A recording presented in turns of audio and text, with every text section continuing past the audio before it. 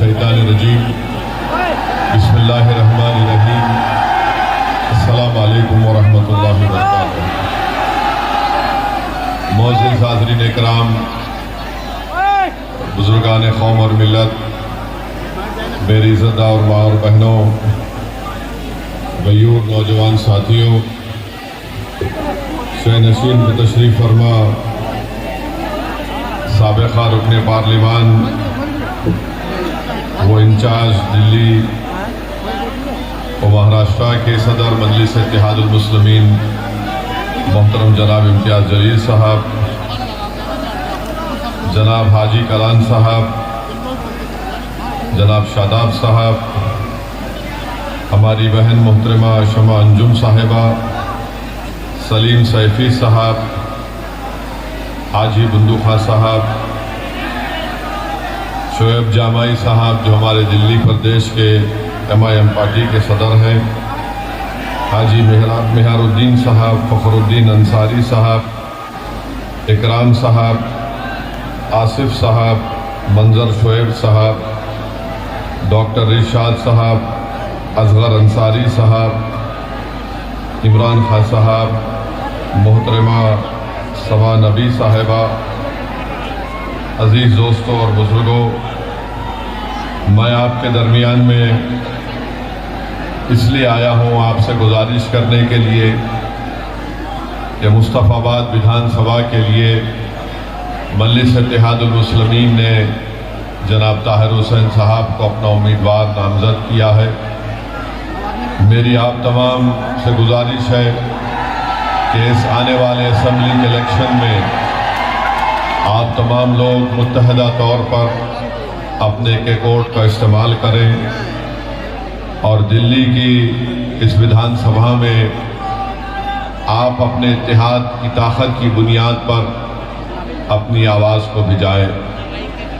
میرے عزیز دوستوں اور بزرگوں، میں زیادہ دیر آپ کے درمیان میں نہیں ٹھہروں گا، چند اہم باتیں آپ سے کر یہاں سے چلے جاؤں گا۔ آج سے 3 دن پہلے 3 یا 4 دن پہلے ہم نے پارلیمنٹ میں ہمارے ملک کے آئین کے 75 سال کے مکمل ہونے پر پارلیمنٹ میں ایک جشن منایا گیا، خوشی منائی گئی، اس پر بحث بھی ہوئی۔ میں آپ کو بتانا ضروری سمجھتا ہوں کہ جب ہمارے وطن عزیز کا آئین سمویدھان بن رہا تھا، اس کانسٹیٹیوئنٹ اسمبلی میں جب سمویدھان بن رہا تھا تو مولانا ابوالکلام آزاد نے اس بات کا مطالبہ کیا کہ بھارت کی سب سے بڑی اقلیت مسلمانوں کو ریزرویشن ملنا چاہیے، اور مولانا نے ان ریزرویشن کی بات کی تھی جو پارٹیشن سے پہلے مسلمانوں کو دیا گیا تھا۔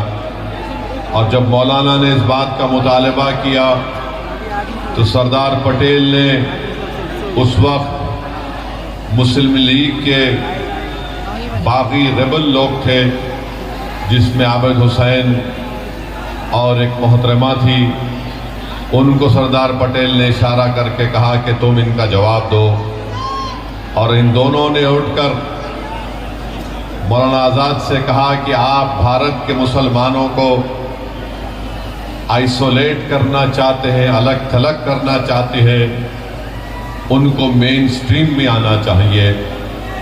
مولانا آزاد نے اس وقت ایک تاریخی جملہ کہا تھا کہ یہ بھارت کی جہاں پر سمویدھان بنایا جا رہا ہے، یہ میرے لیے ایک نیا قید خانہ بن گیا۔ میرے عزیز دوستوں اور بزرگوں، 75 سال پہلے بابا صاحب امبیڈکر نے اس بات کو کہہ دیا کہ بھارت کے اقلیتوں کو کبھی بھی سطح میں ان کو حصہ داری نہیں دی جائے گی، اور اگر وہ اقتدار میں اپنے حصے کا مطالبہ کریں گے تو ان پر ایک الزام لگا دیا جائے گا کہ یہ فرقہ پرست ہیں، یہ فرقہ پرستی کو فروغ دے رہے ہیں۔ اور بابا صاحب امبیڈکر نے یہ کہا کہ اسی کو میں دیکھتے ہوئے میں نے شیڈول کاسٹ کے لیے سمویدھان میں ان کے حقوق کی حفاظت کے لیے میں نے اس کو سمویدھان میں لکھایا۔ بتائیے 75 سال میں کیا بدلا؟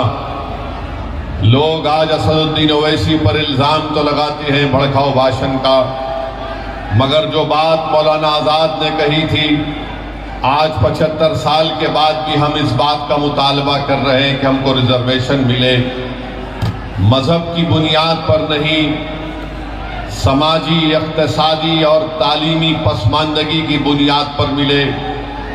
جب ہم اس بات کا مطالبہ کرتے ہیں کہ ہم کو حصہ داری دیا جائے تو الزام ہم پر یہ لگایا جاتا ہے کہ تم فرقہ پرستی کو فروغ دینا چاہتے ہو۔ الزام اس وقت بھی لگا تھا 75 سال پہلے، آج بھی لگ رہا ہے۔ میرے عزیز دوستوں، بزرگوں، نوجوانوں، میری اس بات کو آپ ذہن نشین کر لیجئے کہ جب مجلس اس بات کا مطالبہ کرتی ہے کہ مسلم اقلیت کی بھی ایک لیڈرشپ ہونی چاہیے، مسلم اقلیت کو بھی ان کا حصہ ملنا چاہیے اقتدار میں، تو آج جو لوگ مجلس کو گالی دیتے ہیں اور الزام لگاتے ہیں، مجھے ان کے الزام کی فکر نیت کو بھی ان کا حصہ ملنا چاہیے اقتدار میں۔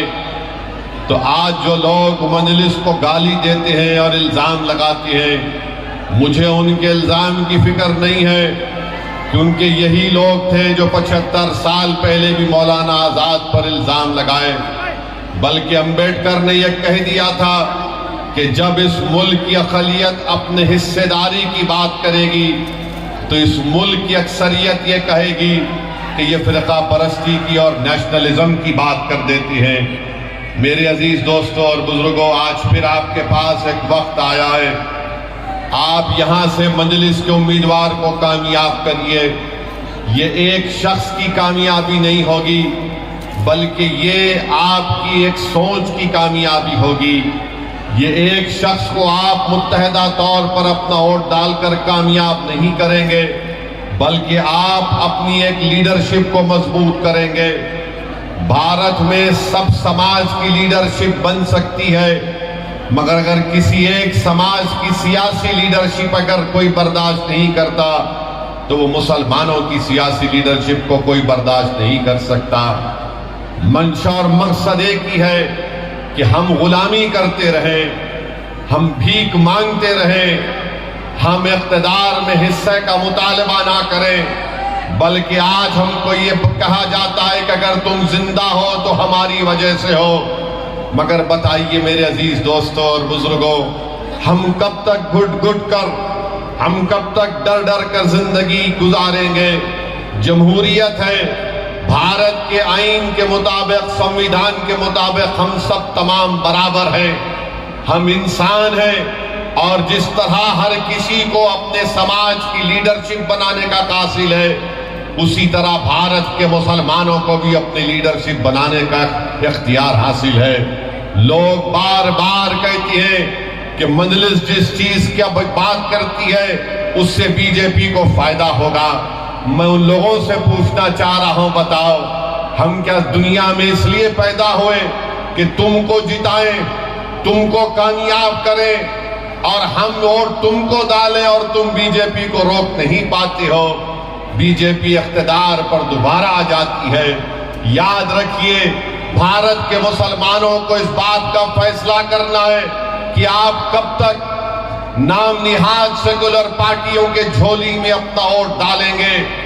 بی جے پی کو جو روک نہیں پاتے، میں نے اس وقت بھی پارلیمنٹ میں اٹھ کر کہا تھا جب 2024 کے چناؤ کا رزلٹ آیا تھا، میں نے کہا تھا کہ محبت کی کامیابی نہیں ہے۔ جس طرح تیسرے مرتبہ نریندر مودی بھارت کے وزیر اعظم بنے، یہ محبت کی کامیابی نہیں ہے، یہ نفرت کی کامیابی ہے، اور اسی کی بنیاد پر تیسری مرتبہ بی جے پی 240 سیٹ لے کر آئی۔ مگر سب نے کہا کہ نہیں، بی جے پی کے سیٹ کی تعداد میں کمی پیدا ہوئی ہے۔ ارے بتاؤ ہریانہ کیسے جیت گئی بی جے پی؟ بتاؤ مہاراشٹر کیسے جیت گئی بی جے پی؟ ہم پکارتے رہے، ہم اپنے حلق کو سوکھا کر لیے، چیخ مار مار کر کہتے رہے دیکھو یہ ہمارا کام نہیں ہے، ہم بی جے پی کو روکنا ضروری ہے، مگر یہ پوری ذمہ داری ہم پر کیوں عائد کرتے ہیں؟ ارے ایک ہی سماج ہے جو بی جے پی کے خلاف ووٹ دے رہا ہے، اس کا نام مسلمان ہے۔ باقی کے سب سماج ہیں، ان کی اکثریت، ان کی میجارٹی بی جے پی کو ووٹ ڈال رہی ہے، مگر ہمارے گلے میں سانپ ڈال دیا گیا کہ نہیں، تم بی جے پی کو روکو۔ ارے بتاؤ تم نے ہریانہ میں کیوں نہیں روکے بی جے پی کو؟ بتاؤ دلی میں ایک بھی کیوں نہیں جیتا تمہارا؟ تم نے تو مسلمان کو ٹکٹ دینا تو دور کی بات، تم بی جے پی کو نہیں روک پائے۔ کون ذمہ دار ہے اس کا؟ میری بات آپ سمجھیے، یاد رکھیے، اگر آپ پھر سے اس کا شکار ہوں گے، نہیں ہم کو بی جے پی کو روکنا ہے، یقیناً روکنا ہے، مگر روکنے کا مطلب یہ نہیں ہے کہ تم اپنے بچوں کو جو 5 سال سے جیل میں سڑ رہے ہیں، جن کا نام وہ لینا نہیں چاہتے، آپ انہی کو ووٹ دیں گے؟ جو 5 سال سے جو جیل میں سڑ رہے ہیں، جس کا باپ پریشان، جس کی بیوی پریشان، جس کے اولاد بچے تھے جوان ہو گئے، ان کا نام نہیں لینا چاہتے؟ جو بچے جیلوں میں سڑ رہے ہیں تو ان کا نام نہیں لیتے، مگر آپ ان کو ووٹ دینا چاہیں گے؟ یہ بی جے پی کو روکنا ہے۔ ارے بی جے پی کو تو ہم ہی روک رہے ہیں، ہم بی جے پی کو نہ کبھی ووٹ دیے نہ کبھی دیں گے، مگر یہ لوگ کیا بی جے پی کو روک پا رہے؟ نہیں روک پا رہے ہیں۔ یہ اپنی زبان سے نام تک نہیں لیتے۔ طاہر حسین کے نام کا اعلان کیا تو سب کے پیٹ میں درد شروع ہو گیا۔ طاہر حسین کا نام کا اعلان کیا تو سب کے سر میں درد شروع ہو گیا۔ ارے جس کے پیٹ میں درد ہو رہا ہے، جس کے سر میں درد ہو رہا ہے، کیا تم بھول گئے کہ تم طاہر حسین کی گھر کی چھت پر بیٹھ کر کتنے مرتبہ طاہر حسین نے تم کو کھانا کھلایا تھا؟ کیا تم بھول گئے کہ طاہر حسین کی چھت پر بیٹھ کر تم نے کیا کیا گفتگو کی تھی؟ آج کوئی نہیں پلٹ کر پوچھتا اس گھر کی طرف۔ بتاؤ گلفشاں سیفی جیل میں کیسے ہیں؟ اس ملک میں عجیب و غریب معاملہ ہے کہ 2 مکھیہ منتری جیل کو چلے گئے، جھارکھنڈ کے، دلی کے، ان کو بیل ہو گئی، مگر جو 5 سال سے سڑ رہے ہیں ان کو بیل نہیں ہوتی ہے۔ کون ہے اس کا ذمہ دار؟ اکاؤنٹیبلٹی کس پر عائد ہوگی؟ بتاؤ کب تک نیشنل میجارٹی اور رہے ان کو بیل کیوں نہیں ہو سکتی؟ بتاؤ میرے عزیز دوستوں اور بزرگوں، یہی ناانصافی ہے۔ اگر آج آپ مصطفی آباد سے اپنی آواز کو بلند کرنا چاہتے ہیں، اگر آپ اس ناانصافی کو ختم کرنا چاہتے ہیں، تو متحدہ طور پر اپنے ووٹ کا استعمال کریے۔ میں ذمہ داری کے ساتھ مصطفی آباد میں کھڑے ہو کر آپ تمام بزرگوں، نوجوانوں اور ہماری ماں اور بہنوں سے عرض کرنے آیا ہوں، یہاں سے اگر آپ بی جے پی کی کامیابی کو روکنا چاہتے ہیں تو آپ کو مجلس اتحاد المسلمین کے امیدوار کے حق میں متحدہ اپنے ووٹ کا استعمال کرنا پڑے گا۔ ہاں، میرے جانے کے بعد اور چناؤ کے دوران بہت سے لوگ آ کر بہت سی باتیں کہیں گے، ارے کیا کر رہے ہو، ویسی صرف جذباتی تقریر کرتا ہے۔ ارے جذباتی تقریر اگر تم نہیں کر سکتے تو اس میں میرا کیا غلطی ہے؟ میری کیا غلطی ہے؟ مگر یاد رکھیے، میں جذباتی تقریر نہیں کرتا ہوں، میں سچائی کو بیان کرنے کی کوشش کرتا ہوں۔ امتیاز جلیل کو ہرانے والے کون مسلمان تھے؟ امتیاز جلیل کو ہرانے والے مسلمان تھے اورنگ آباد میں۔ ناصر صدیقی کو ہرانے والے کون تھے؟ مسلمان تھے۔ دھولیا سے جہاں پر مجلس کا ایم ایل اے تھا، فاروق شاہ کو ہرانے والے کون تھے؟ ہمارے ہی صفوں میں وہ میر جعفر اور میر صادق کے ایجنٹ چھپے ہوئے، وہ دوبارہ مصطفی آباد کو بھی آئیں گے، آ کر تم سے کہیں گے میں تم کو کہہ رہا ہوں۔ کسی شاعر نے بڑا اچھا کہا تھا، وہ شعر یاد آ رہا ہے، کیا کہا تھا شاعر نے؟ واقف نہیں ہے جو لوگ سفر کے اصول سے، واقف نہیں ہے جو لوگ سفر کے اصول سے، سائے کی بھیک مانگ رہے ہیں ببول سے۔ یہ وہ لوگ ہیں آ کر وہی سیکولرزم کا پرانا راگ لگائیں گے۔ کہاں کا سیکولرزم ہے بتاؤ؟ یہ سیکولرزم ہے کہ کیجریوال کو بیل مل جاتی ہے اور دوسروں کو نہیں ملتی؟ کون سا سیکولرزم ہے بتاؤ یہ؟ میرے عزیز دوستوں اور بزرگوں، میری آپ سے دون گزارش ہے کہ متحدہ طور پر اپنے ووٹ کا استعمال کریے. ڈرنے اور گھبرانے کی ضرورت نہیں ہے. اب ہمارے جانے کے بعد مجلس کے امیدوار کا جلسہ ہو چکا تو لوگ آ کے بولیں گے دیکھو بی جے پی کو روکنا ہے, یقیناً روکنا ہے. کوئی آ کے اگر یہ کہے گا کہ دیکھو اپنے بچوں کو سمجھاؤ ورنہ گبر سنگھ آ جائے گا, تو میں ان سے کہوں گا کہ آپ ان کو جواب دیجئے کہ اب ہم سونے والے نہیں ہیں, اب ہم جاگ چکے ہیں, اب ہم نہیں سوئیں گے. تم 75 سال کے ہم کو یہ جھوٹے سیکولرزم کی افیم ہم کو چکا چکا کر تم نے ہم کو سلا دیا. اب ہم جاگنے والے ہیں. جو لوگ ہم سے کہہ رہے ہیں کہ دیکھو خاموش ہو جاؤ سو جاؤ, ان سے کہو کہ ہمارے درمیان میں ایک پاگل اسد آیا ہے جو ہمارا شیر ہے, ہم کو جاگنے کی عادت ڈال چکا ہے. اب ہم جاگیں گے سوئیں گے نہیں. اب ہم ہوش مندی سے اپنے ووٹ کا استعمال کریں گے. میرے عزیز دوستوں اور بزرگوں, آپ کی آواز آپ کے ہاتھ میں ہے, آپ کی آواز آپ کے ہاتھ میں ہے. اگر ہماری اس بہن کی یہ جذباتی باتیں جو طاہر حسین کی وائف نے, ان کی بیگم نے آپ کے سامنے کہیں, تھوڑی دیر کے لیے یہ بھی سوچئے کہ ہمارے ہر گھر کی کہانی ہے, یہ ہمارے ہر گھر کی کہانی ہے. میرے بھائی, عزت کی زندگی اگر گزارنا ہے تو صرف نعروں سے ہم عزت کی زندگی نہیں گزار سکتے. اگر ہم مصطفیٰ آباد میں صفائی کا انتظام چاہتے ہیں, مصطفیٰ آباد میں وہ برج روڈ کی ٹریفک جہاں پر اس کا مسئلہ حل کرنا چاہتے ہیں, ہم اچھا پینے کا پانی حاصل کرنا چاہتے ہیں, ہم اسکول چاہتے ہیں, کالج چاہتے ہیں, تو صرف نعروں سے نہیں ہوگا. تم کو اپنی آواز کو بھجانا پڑے گا, دلی کے ویدھان سبھا میں لڑنا پڑے گا تم کو, اور اس کے لیے آپ کو ایک ووٹ کا صحیح استعمال جب آپ کریں گے تبھی آپ کو کامیابی ملے گی. ورنہ صرف ہم ووٹ ڈالنے والے بن کر رہ گئے, ہم ووٹ لینے والے نہیں بن سکے. ووٹ حاصل کرو, اور کیسے حاصل کریں گے؟ جب آپ مجلس کے حق میں اپنے ووٹ کا استعمال کریں گے. لوگ بہت سی باتیں کریں گے, یہ نہیں ہونے والا ہے, یہ فلاں ہونے کا ایسا ہوگا. میرے عزیز دوستوں اور بزرگوں, کیا کیا آپ نے دیکھا, مجھے یہاں پر یہ بتایا گیا, بلکہ سچائی ہے, دلی میں وہ فساد ہوا, 2022 کا پروگرام ہوا. یہاں کا مکھیہ منتری اگر مرنے والوں کو 1 کروڑ دیتا ہے, گورنمنٹ کی نوکری دیتا ہے, تو دوسرے بھی تو مرے, ان کو کیوں نہیں دیا تم نے گورنمنٹ کی نوکری اور پیسے؟ ارے تم فرقہ پرست ہو کیجریوال, بھارت میں تم سے بڑا کوئی فرقہ پرست نہیں ہو سکتا ہے. نریندر مودی کا اگر کوئی حقیقی بھائی ہے, نریندر مودی کا اگر کوئی حقیقی بھائی ہے تو اس کا نام کیجریوال ہے, یاد رکھو آپ. سکے کے 2 رخ ہیں یہ, سکے کے 2 رخ ہیں یہ. کہ فساد میں سب مرے, مرنے والے معصوم تھے تو تم سب کو دینا تھا گورنمنٹ کی نوکری اور ایکس گریشیا, مگر نہیں دیے, نہیں دیے. میں نے اس وقت بھی کہا کون ہے بتاؤ, جب یہ کووڈ لگا تھا تو تبلیغی جماعت پر جھوٹا الزام لگانے والا کون تھا؟ یہی کیجریوال تھا. سپر اسپریڈر کا نام دیا تھا.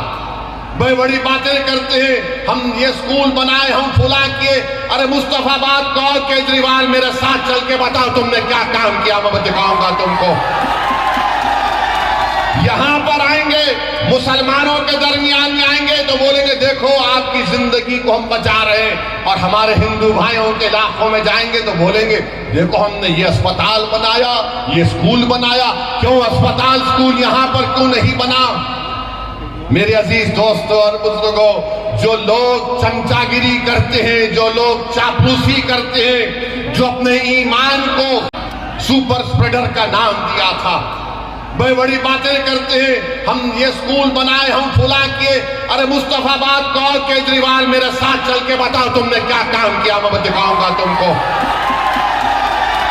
یہاں پر آئیں گے, مسلمانوں کے درمیان میں آئیں گے تو بولیں گے دیکھو آپ کی زندگی کو ہم بچا رہے ہیں, اور ہمارے ہندو بھائیوں کے علاقوں میں جائیں گے تو بولیں گے دیکھو ہم نے یہ اسپتال بنایا, یہ اسکول بنایا, کیوں اسپتال اسکول یہاں پر کیوں نہیں بنا؟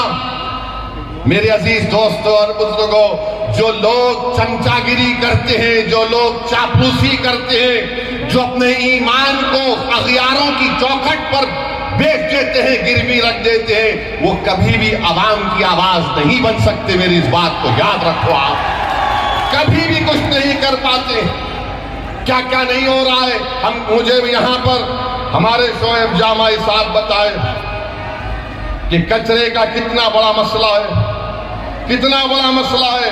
اور جب یہ کیجریوال مکھیہ منتری بنے تو پبلسٹی کے لیے 1 روپیہ خرچہ ہوتا تھا، اب کیجریوال کے مکھیہ منتری بننے کے بعد 44 روپے پبلسٹی پر خرچہ کیے جاتے ہیں۔ 44 روپے۔ اپنا گھر بنائے، کیجریوال نے اپنا گھر بنایا تو گورنمنٹ کے پیسوں سے محل بنا لیا۔ ارے کیجریوال، تم یہاں پر آ کر دیکھتے مصطفیٰ آباد میں لوگ کیسی اپنی زندگی گزارتے ہیں۔ میرے عزیز دوستوں اور بزرگوں، نیشنل گرین ٹریبونل نے دلی حکومت پر 900 کروڑ روپے کا ان کا کہا کہ کمپنسیشن دو، مگر اوکھلا، غازی پور، بھلساوا میں جو کچرے کے پہاڑ بن رہے ہیں، ایسا لگتا ہے کہ جوناگڑھ کے گرنار سے بھی لمبے پہاڑ کچرے کے بن رہے ہیں۔ کوئی پوچھنے والا نہیں ہے کیا ڈیولپمنٹ ہوا دلی میں، کچھ دکھ کر نہیں آتا۔